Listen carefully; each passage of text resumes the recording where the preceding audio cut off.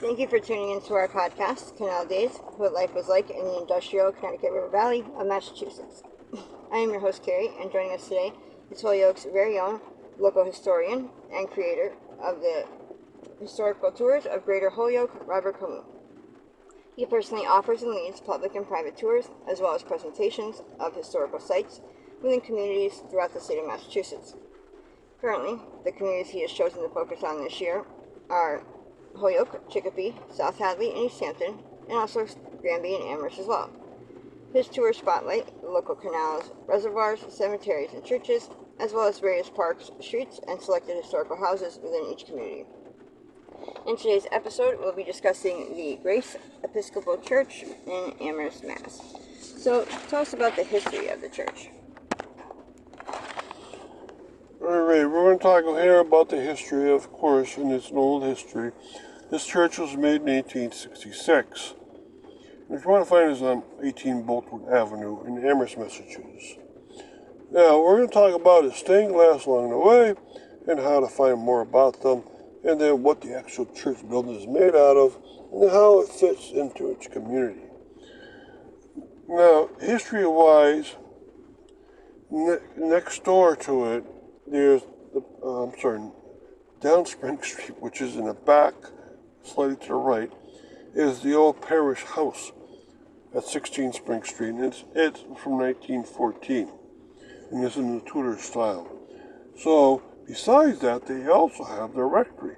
Now, the rectory is off to the left-hand side on Boltwood Avenue, and it is connected by a walkway nowadays, which was not original.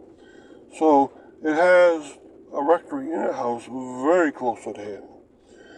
Now, this kind of religion, Episcopal, means that it was formed out of the Anglican religion, which wasn't started in England.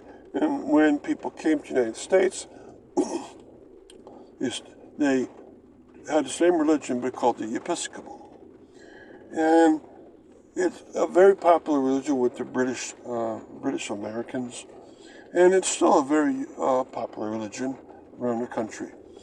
Now, if you want to read more about it, they have a very nice website where you can learn a lot. But nothing beats actually going to the church and looking at the church, and that's because it has nice features inside and incredible features on the outside.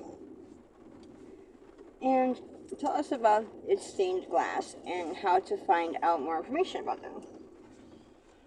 Alright, go to their website, and their website is going to lead you right to the front page. But then on that, they'll have a beautiful page just for the stained glass. Pictures of each piece of it, and also the history and inscription of what each piece of glass is. And there you'll learn a great deal more than I can probably ever explain to you. And these websites are both on my webpage for this church, or the Grace Episcopal Church of Amherst. Find it on my webpage. And you'll be led to their website. And from there, Grace Church Amherst is the website. From there, you can find the one that has to do with the stained glass itself. Okay, which is linked not to their front page, but to another one of their pages. And there you're going to see loads of pictures, each piece a different, a chalice, a different symbol, a bird, and some are quite gorgeous. They've been restored. They've been photographed by professionals, and they're now well explained. And quickly, before we continue with the rest of our interview, just to fill our listeners in, for more information or to sign up for any various tours, check out his website at holyokecanaltour.org. And there you can find videos and podcasts of the stops along each of his tours, as well as photos and text of the historical sites throughout as well.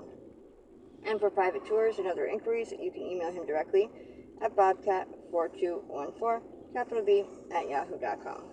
And his tours make for fun, educational outdoor activities for families and group parties. So getting back to our interview, what is the Grace Church made of? Alright, the body of the church is made out of a very special rock. And this rock is called gneiss, spelled Gneiss.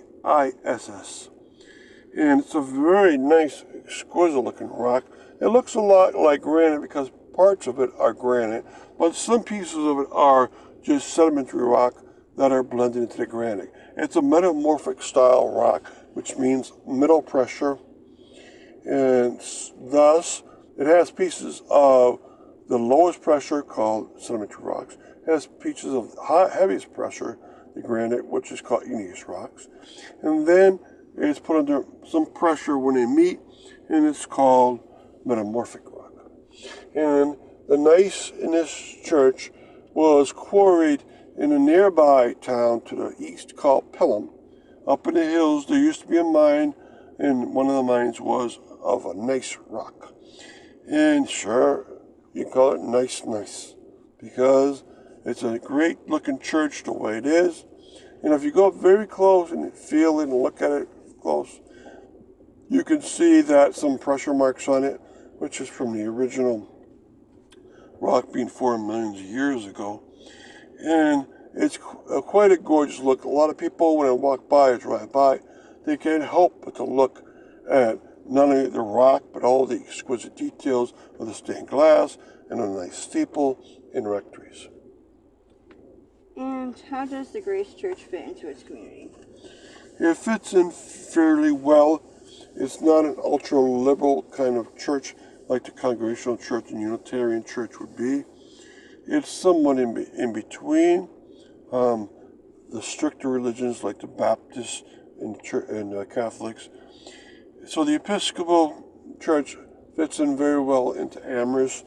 It's a kind of church that still is very active. They have a nice social center and nice community.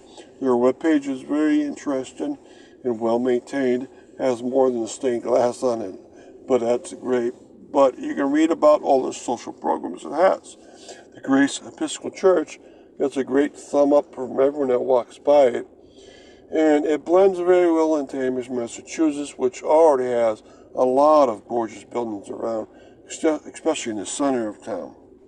So I hope you get to visit at least once and maybe even get to go inside.